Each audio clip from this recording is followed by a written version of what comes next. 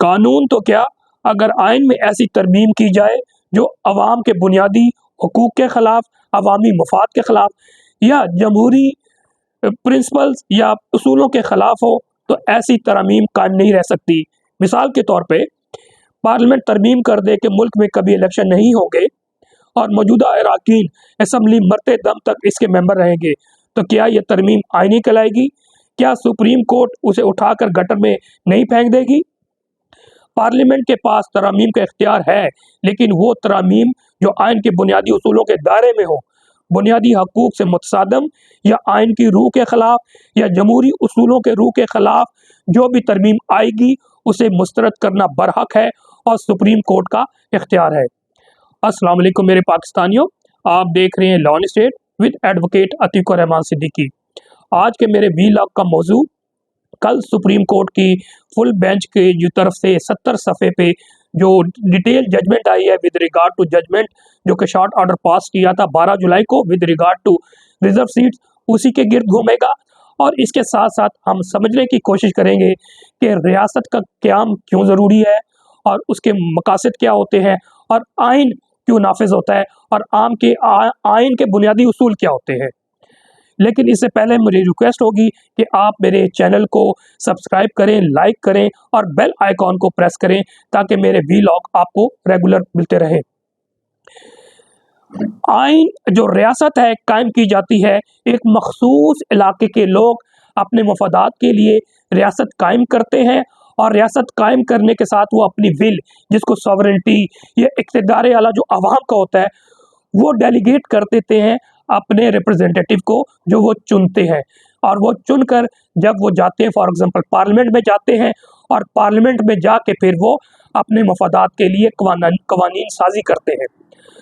अच्छा, इसके बैकग्राउंड में चले जाएं, जो जदीद रियासत सियासत का कंसेप्ट है we have derived from the United Kingdom of England.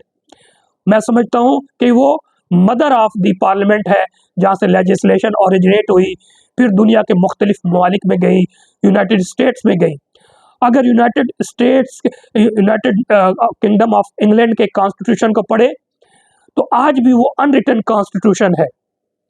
उसकी डेवोल्यूशन तो मैं समझता हूँ 1207 से हुआ था, जब मैग्ना कार्टा पे दस्तखत हुए, फिर बिल ऑफ राइट्स पे कंसेप्ट सिग्नेचर्स हुए और फिर डिवॉल्व करते हुए ब्रिटिश पार्लियामेंट आज जदीद सूरत में है। लेकिन आज भी mostly part of the British constitution that is unwritten, यानी कि अनरिटन कॉन्स्टिट्यूशन है। और बैसियत तालिब इल्म सियासियात के, पॉलिटिकल साइंस के, हम ये पढ़ते आए हैं। जब ब्रिटिश कॉन्स्टिट्यूशन पढ़ते हैं तो उसका बेसिक प्रिंसिपल में आप यकीन जानिए कि पूरी दुनिया के पार्लियामेंट में देख लें कि आइन में तरमीम या 2/3 मेजॉरिटी के साथ या 3/4 मेजॉरिटी के साथ की जाती है। लेकिन ब्रिटिश कॉन्स्टिट्यूशन जो कि अनरिटन है मोस्टली, उसका जो कॉन्स्टिट्यूशन कानून तो क्या, आइन में तरमीम सिंपल मेजॉरिटी के साथ की जा सकती है, यानी कि जो हुकूमत वक्त हो सकती है कुछ भी कर सकती है, इतना है। इसीलिए उसके हवाले से एक बेसिक प्रिंसिपल या जुमला हमें याद है और हम कहते हैं, वो ये है कि बरतानवी पार्लियामेंट औरत को मर्द और मर्द को औरत नहीं बना सकती, बाकी सब कुछ कर सकती है। लेकिन अगर प्रैक्टिकल देखा जाए तो वो औरत को मर्द और मर्द को औरत भी बना सकती है। फॉर एग्जाम्पल वो लिख सकती है कि आज से जो मर्द को हम औरत कहेंगे और औरत को मर्द, तो रोक नहीं सकते। लेकिन आप देखिए कि उनके इक़दार, उनके वैल्यूज़ किस लेवल तक आ गए हैं कि वो आवाम के बुनियादी हकूक़ के ख़िलाफ़ नहीं जाएंगे, वो आएंगे बुनियादी उसूलों के ख़िलाफ़ नहीं जाएंगे, वो रियासत के बुनियादी उसूलों के ख़िलाफ़ नहीं जाएंगे, वो आवाम के अवामी मफाद के ख़िलाफ़ नहीं जाएंगे, क्योंकि रियासत के क़याम आवाम अपने मफादात के लिए करती है। तो ये बेसिक प्रिंसिपल पे जो कायम हुई मॉन्टेस्को की theory the spirit of the constitution और द स्टेट, जो कि 1748 में लिखी, उसी पे पूरी दुनिया की जमहूरी रियासतों ने फॉलो किया, जिसको हम आम लफ्ज़ों में कहते हैं, जो हमारे कानून और आइन में हम पढ़ते आए हैं, वो है सेपरेशन ऑफ पावर या ट्राइकोटमी ऑफ पावर या बैलेंस ऑफ पावर, जिसके बुनियादी उसूल ये हैं कि रियासत जब का वजूद आता है तो उसके 3 पिलर्स हैं, जिसमें मुकन्ना यानी कि लेजिस्लेचर या इसके अलावा एग्जेक्टिव जो गवर्नमेंट और थर्ड जुडिशरी है, ये कायम होती है 3 उसूलों पे। और मुकन्ना और इंतजामिया के चीरा दस्तियों से, इलीगैलिटी से, इलीगल लॉ से बचाने के लिए जुडिशरी आखिरी जो बंद है वो बांधती है, और वो कॉन्स्टिट्यूशन की इंटरप्रिटेशन कर सकती है, लॉ को इंटरप्रिटेशन कर सकती है, और कोई भी लॉ या कॉन्स्टिट्यूशन जो इन बुनियादी उसूलों के बरअक्स होगी तो जनाब उसको नल एंड वाइड डिक्लेयर कर सकती है, एब इनिशियो डिक्लेयर कर सकती है। अब ट्राइकॉटमी ऑफ पावर क्या है, उसमें एक मुख्तसर ये है कि ट्राइकॉटमी ऑफ पावर से मुराद रियासती अथॉरिटी के 3 अलग शाखों में तकसीम है, हर एक के पास एक अलग इख्तियारात और जिम्मेदारियां हैं। ये तस्वर ज़्यादा आम तौर पर इख्तियारात की अलहदगी या सह फरीकी निज़ाम के नाम से जाना जाता है। कानून साज कवानीन बनाने का जिम्मेदार बहुत से ममालिक हैं, इसकी नुमाइंदगी पार्लियामेंट या कांग्रेस करती है। एग्जेक्टिव हमारे मुल्क में कांग्रेस नहीं बल्कि आप समझ लें पार्लियामेंट करती है। एग्जेक्टिव कानून के नफाज और इंतजाम के लिए जिम्मेदार ये आमतौर पर सदर, वजीर आज़म सरबराही में की जाती है। अदालती कवानीन की तशरीह और तनाज़ात के हल के लिए जिम्मेदार शाह और अदालत के जजों पर मुश्तमिल होती है। ट्राइकॉटमी ऑफ पावर को चेक एंड बैलेंस के निज़ाम से या सेपरेशन ऑफ पावर के निज़ाम को यकीनी बनाने के लिए डिज़ाइन किया गया है, जो किसी एक शाख को ज़्यादा ताकतवर बनने से रोकता है। ये फ्रेमवर्क बहुत से जमहूरी निज़ामों की बुनियादी खसूसियत है, ख़ास तौर पर जो कि स्पिरिट ऑफ मॉन्टेस्क्यू की बुक है उसी से मुतासिर है। अब इस हवाले से मैंने एक और पोस्ट पढ़ी, हमारे एक एडवोकेट हैं इस्लामाबाद बार एसोसिएशन राजा शुजा साहब, वो कहते हैं पार्लियामेंट कुछ भी कर सकती है। नहीं, पार्लियामेंट कुछ भी नहीं कर सकती। पार्लियामेंट इन 3 उसूलों के मुताबिक चलती है। इस पे बहस नहीं कर रहा कि इस वक्त हमारे मुल्क में पार्लियामेंट क्या है। पूरी कौम को मालूम है, पूरी दुनिया को मालूम है कि इस वक्त हैंड पिक पार्लियामेंट है, अवामी मंशा के खिलाफ बनाई गई है। वो लोग जिन्हें अवाम ने चुना था उसके बरक्स आई है। फिर इसके अलावा चले इस बहस में नहीं, हम तो आज आइन कानून और रियासत की बात कर रहे हैं, तो बुनियादी उसूल के अगर अदलिया को फॉर एग्जांपल पार्लियामेंट के मातहत कर दिया जाए और एक लेजिस्लेशन के ज़रिए अदलिया के हकूक़ और फ़राइज़ तय करने शुरू कर दें तो ये हैंड पिक्ड अदलिया हो जाएगी, वो मातहत हो जाएगी, और फिर हाँ अदलिया को नुकसान नहीं होगा या उन जजों को जो जजेस बैठे उनका नुकसान नहीं होगा, नुकसान अवाम को होगा। इसकी मिसाल दे देते हैं, फॉर एग्जांपल अभी जो प्रैक्टिस एंड प्रोसीजर एक्ट आया है, मैं हमेशा से कहता हूँ ये बुनियादी उसूलों के आइन के ख़िलाफ़ है, जो कि आर्टिकल 191 में वाज़ेह तौर पर लिखा हुआ है कि सुप्रीम कोर्ट का अपना प्रोसीजर होगा। उसमें डिटेल में नहीं जाना चाहता, लेकिन जिस तरह बदनीयती के साथ ये supreme court practice and procedure act को लाया गया, सुप्रीम कोर्ट रूल्स और प्रोसीजर 1980 को ख़त्म किया गया, उसकी वजह से प्रॉब्लम्स शुरू हुई।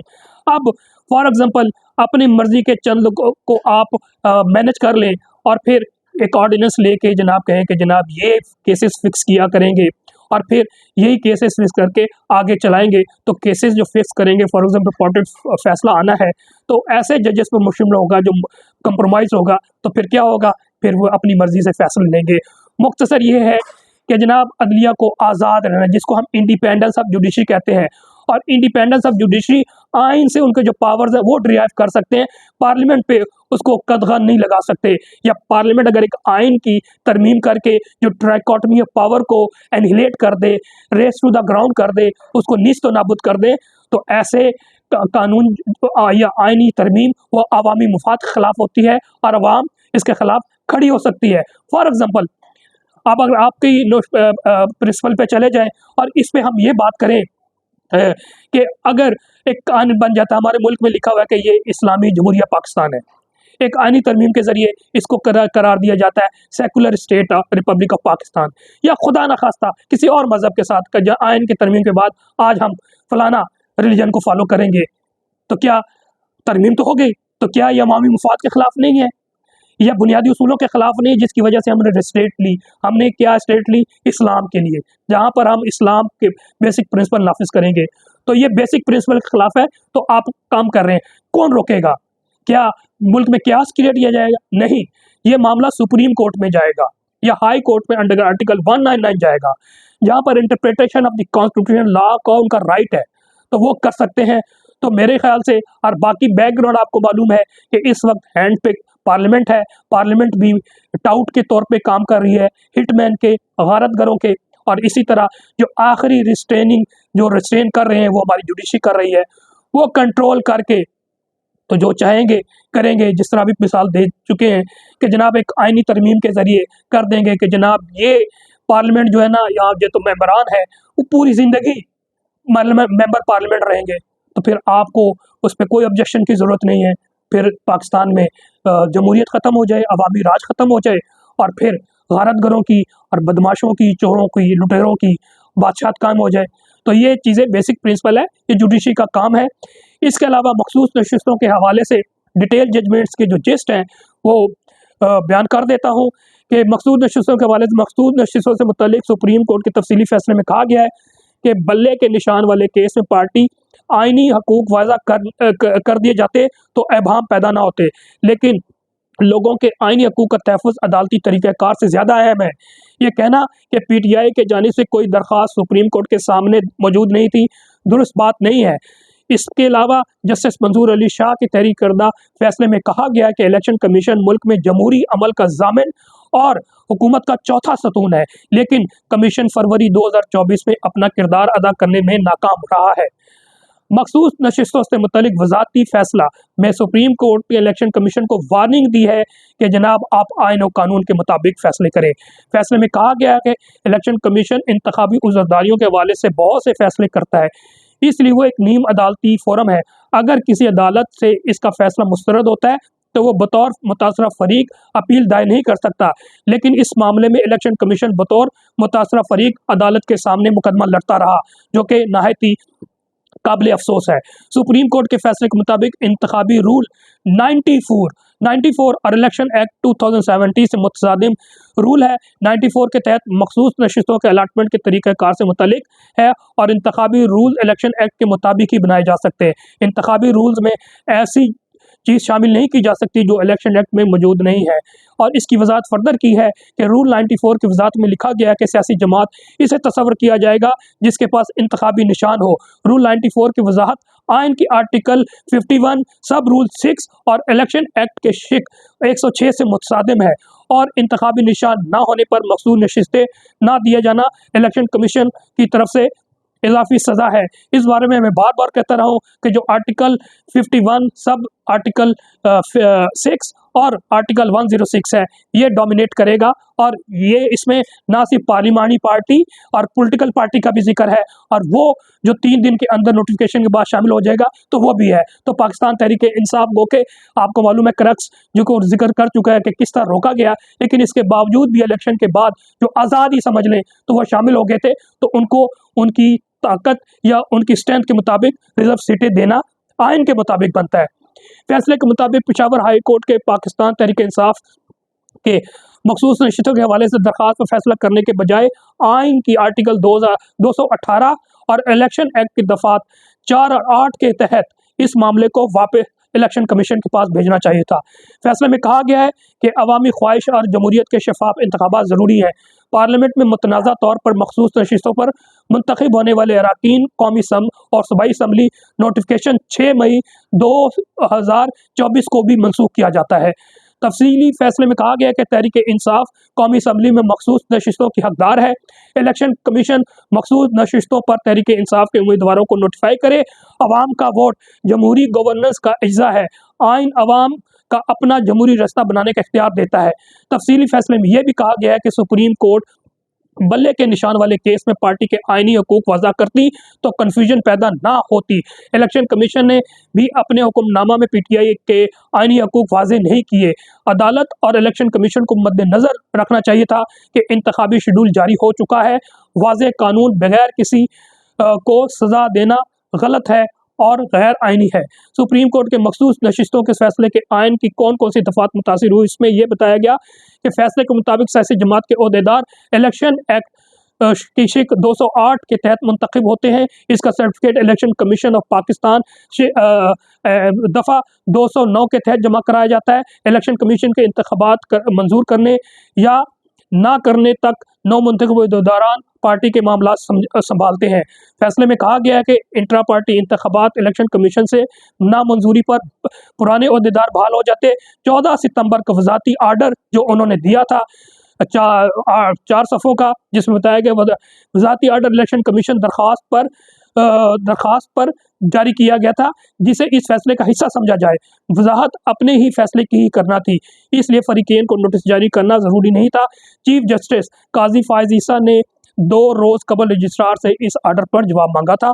पार्लियामेंट का कानून साजी का इख्तियार आइन के ताबे है। सुप्रीम कोर्ट का वाज़ेह फैसले के मुताबिक आइन में फराहम करदा हकूक़ को कम करने या कदगन लगाने वाले कवानीन का जायज़ा तंग नज़री से ही लिया जा सकता है। जमहूरियत में इनफरादी या इज्तिमाई हकूक़ में कम से कम मुदाखलत यकीनी बनाई जाए। इंट्रा पार्टी इंतखाबात ना कराने की सज़ा इंतखाबी निशान वापस लेने से ज़्यादा कुछ नहीं। इंतखाबी निशान वापस लिए जाने का मतलब ये नहीं कि सियासी जमात को आइनी तौर पर ख़त्म कर दिया गया है या उनके हकूक़ ख़त्म कर दिए जाएंगे। अपने 70 सफ़ात के तफसीली फैसले में सुप्रीम कोर्ट के 8 जजेस ने 2 साथी जजों के जानिब से इनके 12 जुलाई के फैसले को गैर आइनी करार देने के रिमार्क्स पर तनकीद करते हुए कहा है कि जस्टिस अमीनुद्दीन और जस्टिस नईम अख्तर अफगान का अमल सुप्रीम कोर्ट के जजेस के मनसब के मुनाफी है। ज़्यादा परेशान कुन बात यह है कि दोनों जज अपनी राय देते हुए हदूद से तजावुज़ कर गए। उन्होंने इलेक्शन कमीशन को कहा कि 8 जजों का अक्सरियती फैसला माने, बल्कि उन्होंने कहा कि नहीं माने, जो कि गलत है। तफसीली फैसले में कहा गया है कि पाकिस्तान तहरीक इंसाफ एक सियासी जमात है। पेशावर हाई कोर्ट के फैसले को कलअदम करार देते हैं। इलेक्शन कमीशन के 1 मार्च के फैसले की कोई कानूनी हैसियत नहीं है। फैसले में इलेक्शन कमीशन के मज़कूरा फैसलों को आइन से मुतसादिम करार दे दिया गया है। इसके अलावा कबल अज़ीं 12 जुलाई के फैसले पर इस हवाले से काफ़ी तनकीद की गई थी कि पाकिस्तान के तहरीक इंसाफ, जो कि सुप्रीम कोर्ट ऑफ पाकिस्तान में दरख्वास्त गुजार ही नहीं है, इसको रिलीफ कैसे दिया जा सकता है। लेकिन तफसीली फैसले में कहा गया कि इस मुकदमे में पाकिस्तान तहरीक इंसाफ की जानिब से फरीक बनने की दरख्वास्त दायर की गई थी। आम मामूल के मुताबिक इस तरह की दरख्वास्त यहाँ दायर होती है और इस तरह फरीक के बनने से मुतल्लिक फैसला किया जाता है, लेकिन कोई आम नौयत का मुकदमा नहीं, बल्कि आइन, बुनियादी हकूक़ और अवाम लोगों के हकूक़ मुंतखब करने के हवाले से एक इंतहाई अहम मुकदमा है, जो इनके लिए कानून साजी और रियासती इंतज़ाम चलाने के लिए बहुत ज़रूरी है। फैसले में कहा गया है कि पीटीआई हो या सुन्नी इत्तेहाद कौंसिल, सियासी जमात सुप्रीम कोर्ट के लिए सबसे अहम काम आर्टिकल 17(2) और 19 के तहत लोगों के हक राय दही का तहफ़्फ़ुज़ करना है। इस दलील में कानून कोई वज़न नहीं कि सुप्रीम कोर्ट ने मरवजा कानून तरीक़ेकार से हट कर पीटीआई के फरीक बनने की दरख्वास्त पर फैसले से कबल ही रिलीफ दे दिया है। Supreme court PTI women wing की सदर कमल शोज़ब की दरख्वास्त गैर ज़रूरी करार देते हुए फैसले में लिखा गया कि सुप्रीम कोर्ट ने फैसला करना था कौन सी सियासी जमात को कितनी मखसूस नशिस्तें मिल सकती हैं। इन नशिस्तों पर सियासी जमात से नामज़द करदा अफराद का इनफरादी हक नहीं, बल्कि इज्तिमाई हक है। इसके अलावा मंसूर अली शाह साहब ने जो अभी चल रही है supreme court practice and procedure act ordinance के तहत जो मामला चल रही है, उसमें वाज़ेह तौर पे एक खबर आ गई है कि मंसूर अली शाह साहब ने कहा है कि जब तक full court practice and procedure ordinance का जायज़ा नहीं लेती, उस वक्त तक कमेटी में नहीं बैठेंगे। जस्टिस मंसूर अली शाह ने जजेस कमेटी को लिखे गए ख़त में कहा है कि ऑर्डिनेंस आने के चंद घंटों बाद ही कमेटी की तश्कील नौ कर दी गई। ये भी नहीं बताया गया कि जस्टिस मुनीब अख्तर के बाद वाले सीनियर जज को क्यों नज़रअंदाज किया गया है। जस्टिस मंसूर अली शाह का अपने ख़त में मज़ीद कहना था कि इस फैसले की रोशनी में नए आर्डिनेंस की आइनी हैसियत सवालिया निशान है। जब तक चीफ जस्टिस पुरानी कमेटी बहाल नहीं कर देते, इस वक्त मीटिंग नहीं बैठूंगा। बल्कि जस्टिस मंसूर अली शाह साहब और मुनीब अख्तर ने अभी ये खबर आई है कि जो भी बेंच में काजी फायज़ी साहब बैठेंगे वो नहीं बैठेंगे। यकीनी तौर पे काजी फायज़ी साहब वक्त के जमहूरी अदालती फ़रौन है, उनमें रऊनत है, वो गद्दारे आइन है, गद्दारे वतन है और पाकिस्तान इसको नोट कर रहा है और इंशाअल्लाह हम इनका जवाब आइन और कानून के मुताबिक देंगे और इनका एहतसाब भी करेंगे। इसके अलावा जो अहम खबर है, मैं समझ नहायत ही छोटी खबर है, लेकिन पाकिस्तानियों के लिए अहम खबर है जो कल से चल रही है, वो DGISI की तकरीरी है। दूसरे डेवलप्ड कंट्रीज़ में, जमहूरी कंट्रीज़ में ये DGISI या DG जो भी हेड होते हैं CIA के, वो कोई खबरों में से खबर नहीं होती, लेकिन पाकिस्तान में यह बहुत बड़ी खबर होती है। चीफ ऑफ आर्मी स्टाफ तो दूर की बात, DGISI को कल से जनाब खबरों की ज़ीनत बनाई जा रही है, लेकिन बहरहाल पाकिस्तान में खबर है वो DGI जनाब आसिम मलिक को लगा दिया गया है और इनकी डिटेल यही है कि ये जनाब 30 सितंबर को अपना ओहदा संभाल लेंगे। लेफ्टिनेंट जनरल आसिम GOHQ में एडजुटेंट जनरल के फ़राइज़ सर अंजाम दे रहे थे। लेफ्टिनेंट जनरल आसिम इससे पहले बलूचिस्तान में इन्फेंट्री डिवीज़न और वज़ीरिस्तान में इन्फेंट्री ब्रिगेड की कमांड कर चुके हैं। इसके अलावा इनको कोर्स में एजाजी शमशीर भी हासिल किया था। इसके अलावा chief instructor NDUB instructor command and staff college Quetta भी तैनात रह चुके हैं। Lieutenant general Asim fort 11th worth और royal college of defence study के ग्रेजुएट भी है। नेक्स्ट वीडियो तक के लिए इजाज़त दीजिए। वसलाम। पाकिस्तान जिंदाबाद, अवाम जिंदाबाद।